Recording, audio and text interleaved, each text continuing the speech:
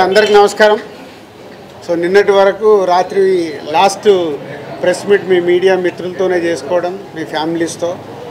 Cinema ఎప్పుడు release అవుతా అని వెయిట్ చేసిన కొన్ని గంటల్లోనే ఫ్యామిలీ స్టార్ ప్రపంచవ్యాప్తంగా రిలీజ్ అవ్వడం. First early morning 4 o'clock US నుంచి లేచి చూస్తే చాలా మెసేజ్లు ఉన్నాయి.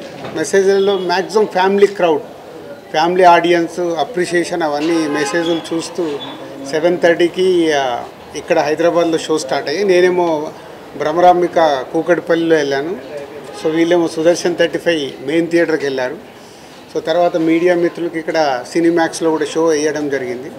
సో భ్రమరాంబ కూకట్పల్లి థియేటర్లో చూస్తున్నప్పుడు నేను నిన్నటి వరకు అనుకున్న దానికి ఎలా ఉంటుంది అని ఆడియన్స్ నేను అబ్జర్వ్ చేస్తుంటే మ్యాక్సిమం యూత్ ఉన్నారు. మోర్ దెన్ 90% ఈరోజు మార్నింగ్ షోస్లో యూత్ ఉన్నారు.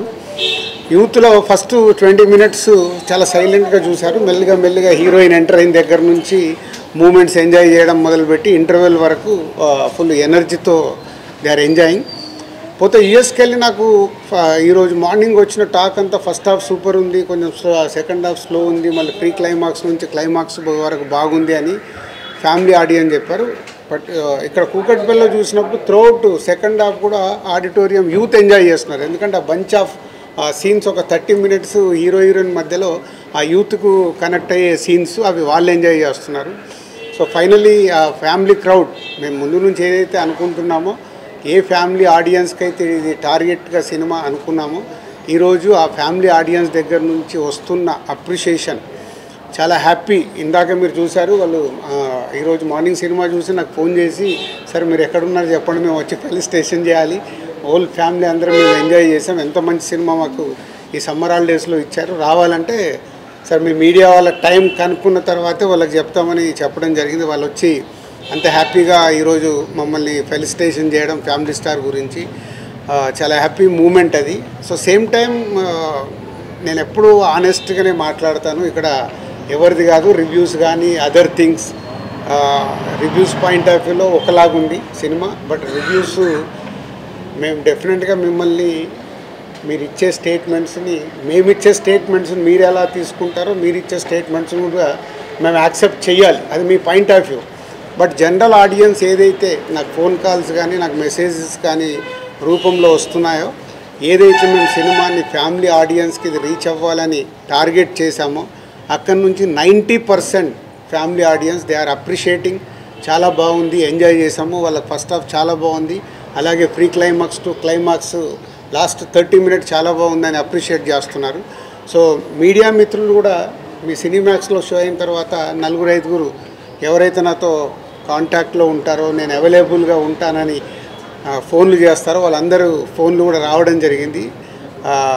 మధు కానీ, రఘు కానీ, సత్యనారాయణ గారు కానీ, ఇలా వీళ్ళందరూ అక్కడి నుంచి థియేటర్ నుంచి ఫోన్ చేశారంటే ఏదో మోమాటం కోసం ఫోన్లు చేయాల్సిన అవసరం లేదు. వాళ్ళ ఫ్యామిలీతో చూసినప్పుడు ఏదైతే వాళ్ళ ఫ్యామిలీస్ కూడా కాంప్లిమెంట్ ఇచ్చారో ఈ సినిమాని, అందరూ ఒకటే స్టేట్మెంట్ ఇస్తున్నారు, ఇది ఫ్యామిలీతో చూడాల్సిన సినిమా, ఫ్యామిలీతో చూసినప్పుడు మేము ఎంజాయ్ చేస్తున్నాము, ఇది ఫ్యామిలీ సినిమా అని.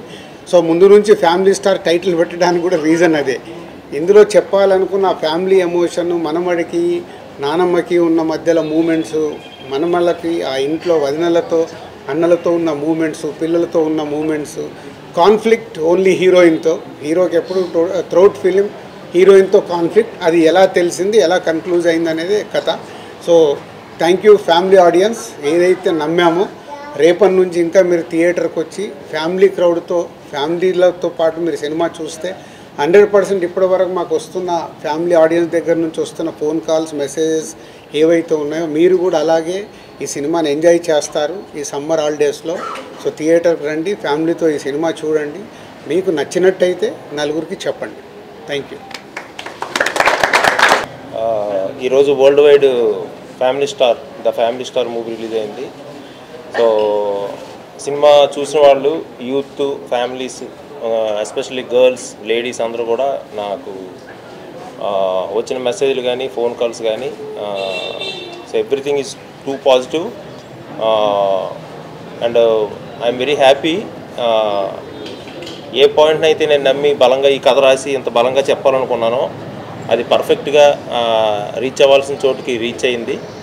అండ్ ప్రతి ఒక్కరు కూడా మూవీలో ఎంటైర్ మూవీలో దే ఆర్ రిలేటింగ్, వాళ్ళని వాళ్ళు చూసుకోగలుగుతున్నారు కొన్ని ఏరియాస్లో. అండ్ కంప్లీట్గా కొంతమంది అయితే నాకు అదే చూసుకున్నట్టుందనే మాటలు కూడా వచ్చాయి. So I'm very happy for the response. And నేను ప్రేక్షకులకి చెప్పేది ఏంటంటే, ఇది ఒక చాలా మంచి సినిమా, ఒక ఆణిముత్యం లాంటి సినిమా ఇది. అంటే ఒక ఫ్యామిలీ పర్సన్, ఫ్యామిలీని రెస్పాన్సిబుల్గా ఫ్యామిలీని ముందుకు నడిపించే పర్సన్కి అది ఎవరైనా అవ్వచ్చు, మదర్ అవ్వచ్చు, ఫాదర్ అవ్వచ్చు, బ్రదర్ అవ్వచ్చు, కజిన్స్ అవ్వచ్చు. సో వాళ్ళందరికీ, ప్రతి ఫ్యామిలీకి this the family star movie is a tribute. So వాళ్ళ కష్టానికి కానీ, వాళ్ళ మంచితనానికి కానీ, వాళ్ళ పేషెన్స్కి కానీ, వాళ్ళందరికీ నేను ద ఫ్యామిలీ స్టార్ మూవీ ద్వారా ఇవ్వాలనుకున్న ట్రిబ్యూట్ ఇది. సో డెఫినెట్గా ఇది ఆడియన్స్కి నచ్చుతుంది. సో 100% చూసిన వాళ్ళు మళ్ళీ చూడండి. ఒక మంచి సినిమాని మీరు కన్ఫామ్గా మీకు దాన్ని నీట్గా సొసైటీలోకి తీసుకెళ్ళాలి. And thank you very much for the response అండి. Thank you so much. Karam, I am just so happy to be here, and today I witnessed everybody watching. There was a bunch of audience watching with me. It is a ritual. We watch first day, first show in the theaters with my audience, and for me, when I see them enjoying, smiling, crying, clapping and feeling Indu's emotions, Govardhan's emotion, Bama's emotion, Vadina's emotions, the Chinna Pillala's baby's emotions. So my heart is so happy today. And first of all, thank you, Cheppali, because this journey, the last 1 week, your support, your love, the appreciation you have given, and because of you, the message of what Family Star is all about is reaching to the audience. Without you guys, it wouldn't be possible. So, aapko bahut shukriya. And it's an experience. I would say you have to witness it. You have to experience it. And I hope and I pray that Mrunal as Indu has done justice to the work. Rest, I'm going to let you all speak. I'm just so grateful to be getting such incredible role, written by sir, and he's directed me, and I felt so good that I discovered a new shade, which as an actor, as a kalakar, what do we want?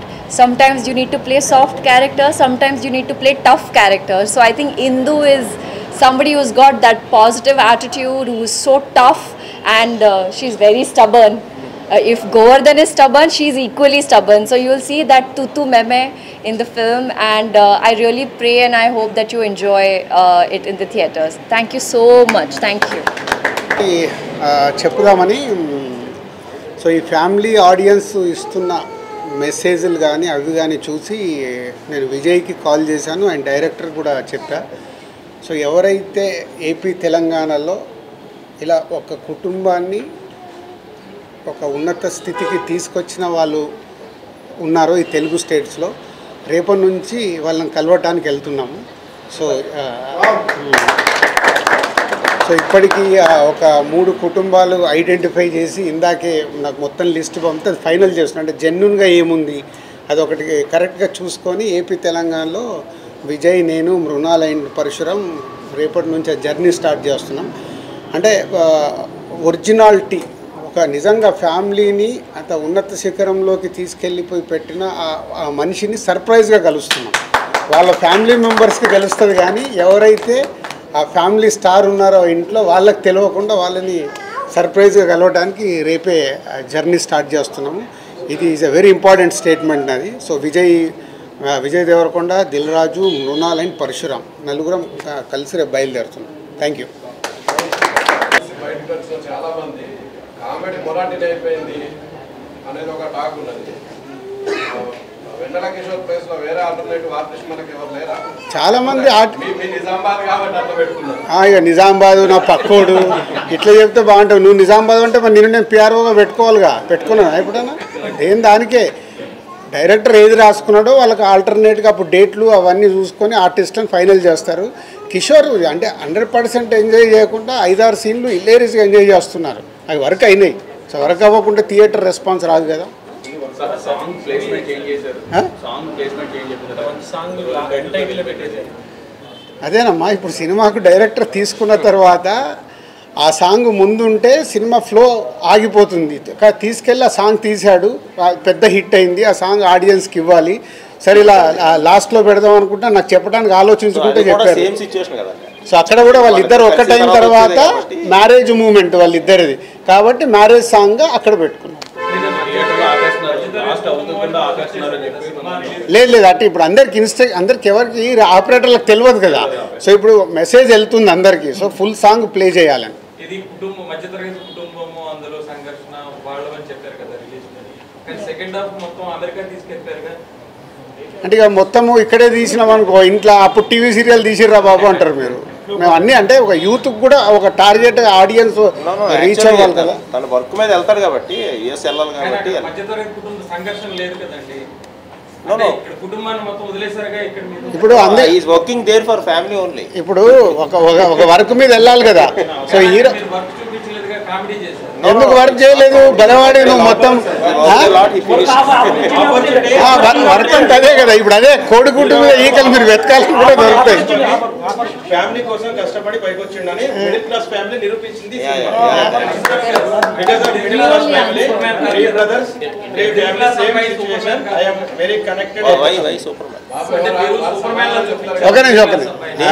Middle class కుటుంబం నుండి ఒక అబ్బాయిని super man లో చూపించారు. ఎక్కడ super man అంటే చివర్లో ఒక 100-200 మందిని ఎంతమంది కొట్టుకుంటాడు.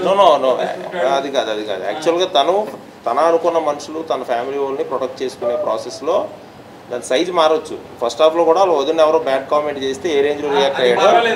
పర్వాలేదు అని కాదు, అది డెన్సిటీ మారుతుంది అంతే. అంతే లైక్ విలన్ ని బట్టి హీరో ఉంటాడు కదా. అక్కడ 2 జిల్లాల మనుషులు వస్తారన్న మరి హీరో కొట్టకుంటే ఎట్లా? విలన్ ని బట్టి హీరో ఉంటాడు. ఒక అమ్మాయి విషయంలో రిలీజ్ అయ్యాడు, హీరో స్టాండ్ ఏంటి అదే చెప్పాడు కదా. కాదు అదే చెప్పాడు కదా హీరో డైలాగ్, ఇందుకోసం సావటానికి కూడా సిద్ధం, ఎంతమంది నన్ను చంపడానికి కన్నా సిద్ధం అన్నాడు. అదే కదా సినిమా. అంటే నేను ఒక మధ్యతరగతి కుటుంబం నుండి వచ్చిన మొదట ఇప్పుడు దిల్ రాజు గారు ఏమైనా నన్ను అంటే నేను కన్విన్స్ చేయడానికి ట్రై చేస్తాను తప్పితే అటాక్ చేయడానికి చూడను కదా. తను కన్విన్సే చేశాడు. కాదమ్మా, హీరో ఇప్పుడు ప్రతి సినిమాలో హీరో ఏం పని చేస్తాడు? హీరో అంటే హీరో పని చేయాలిగా.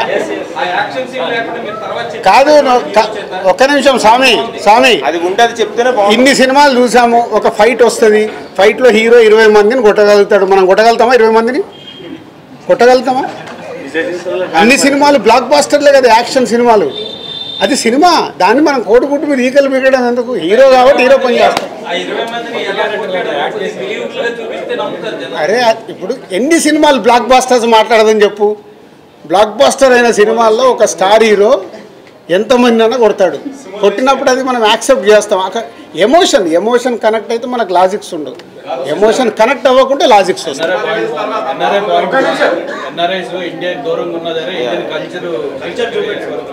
అదే ఇప్పుడు నచ్చే వాళ్ళకి అద్భుతమైన పాయింట్స్ నచ్చుతున్నాయి, అవిటికి కాంప్లిమెంట్స్ ఇస్తున్నారు.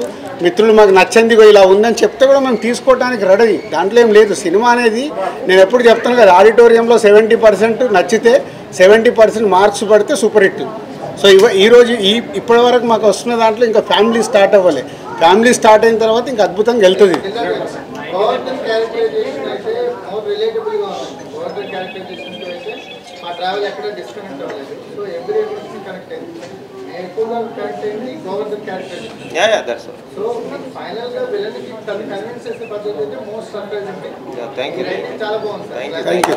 అది ఇది చాలు మాకు.